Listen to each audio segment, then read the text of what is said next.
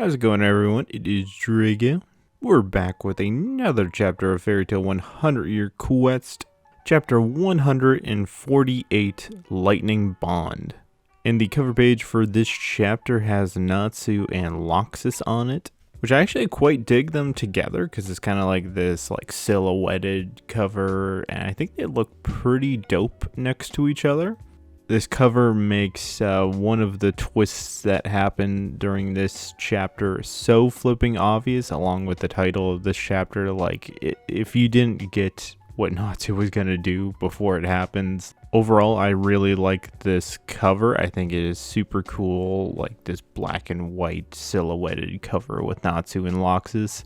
The chapter picks up exactly where it left off, with the father and son alchemists combining together to make this girl, and you still get the reactions of everyone pretty much exactly the same as the final page from last chapter. Like, they, instead of doing it on one, they turned it into 2 pages now, to where you get Sting freaking out that, these 2 guys turned into a girl, Yukino thinking it's really nice, and Minerva not caring as long as they get the job done.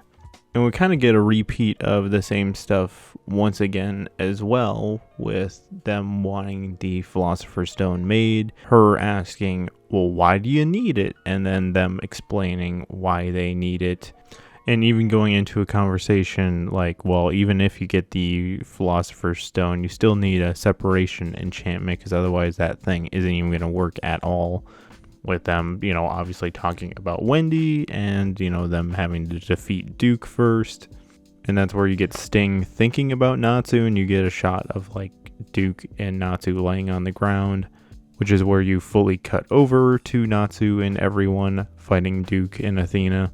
Kind of funny that Natsu gets up and he's like, hey, what's everyone doing here? I thought this was my fight. I know Natsu likes to, obviously claim a person when he's fighting, kind of like what he did with Margear, to where he didn't really like people joining in on that fight. And he kind of does the same thing here with him saying, stay out of my way, that's my prey, which is kind of interesting because I've never heard Natsu refer to one of the people that he's fighting as prey. Regardless, he seems to really enjoy it because he's like, I'm getting nice and fired up. Interesting, because I was wondering who was the one that defeated him in the first place, and Duke says, you're a poor loser, you were no match for Athena too. Which I would say he was quite the match for Athena 2, because he had Athena 2 on the run, and, pretty much the only one that he wasn't able to do something against was Duke. So I honestly kind of thought Duke was the one that defeated him, but apparently it might have been Athena 2. And Natsu is very confident because he's like, okay, I'm just getting started. And Duke's like, what the flip is wrong with this guy? I took his Fire Dragon Slayer magic. You can't even use magic anymore, buddy. What are you going to do? And Natsu is very excited about this because he's like, well, you only took my fire magic. And he starts lighting his arm up with Loxus's lightning. And the first time that I read this chapter, I actually did not notice at all that Natsu gets the same lightning bolt on his eye that Loxus has. So that's incredibly interesting. So I kind of wonder, is that just a trait you get if you just use exclusively Lightning Dragon Slayer magic? You get that lightning bolt, and you get Natsu fully powering up into Lightning Dragon Slayer mode. So Duke just sends Athena number 2 to attack him, which she gets intercepted by Athena number 1. I do like that Natsu is taking, the Lightning Dragon mode and kind of putting his own spin on it, because he does Lightning Dragon Sword Edge, which would be obviously Fire Dragon Sword Horn, which I imagine has to be going a lot faster than his Flame version of it, because he just blitzes Duke with this.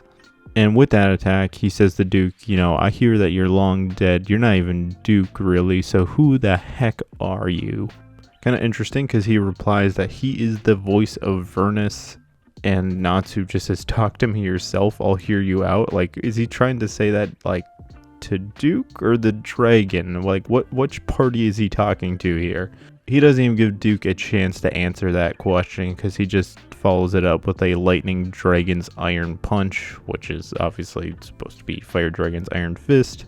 And that just full on electrocutes Duke, and with that, Rogue and Wendy get their powers back, and presumably Natsu as well, because he had it stolen. Not really entirely sure as to why defeating Duke would get the powers back, because aren't they inside of Athena number 2? So when you have to take the powers from her, but I don't know, man. And with that, it is the end of our chapter. So my thoughts. Honestly, it seems like everyone's annoyed with the Natsu section of this chapter. I'm more annoyed with like the alchemy side of this chapter, just because it's so recap. Like everything that was said in that part of the chapter is just recapping what happened last chapter. Like, we're not progressing anything. I mean, I get that you obviously have to have them explain things because they're obviously separate from, Natsu's group, so they don't have the same intel and stuff, and I get that you have to have some level of recap in this, but like, we didn't even progress it at all. And they're not even starting to make the Philosopher's Stone at all, because that's the whole reason why they fused last chapter, is to potentially make this stone for them, because they knew the reasons for them. I mean, unless if turning into this anime girl just wipes their memory or something. I would like to think that Duke isn't fully defeated here, even though he gave back the magic power of other people, just because he was presented as such a high level threat.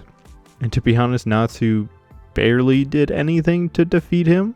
I would say it probably is a bit more definitive just because the powers went back to everyone and he seems pretty darn electrocuted. Now, I don't even think Athena number 2 has a chance to defeat everyone now, especially with Natsu probably having his flame magic back, Wendy having her sky, and Rogue having his shadows now. Not to mention that you have Urza, Gray, Lucy, all them in the same room right now.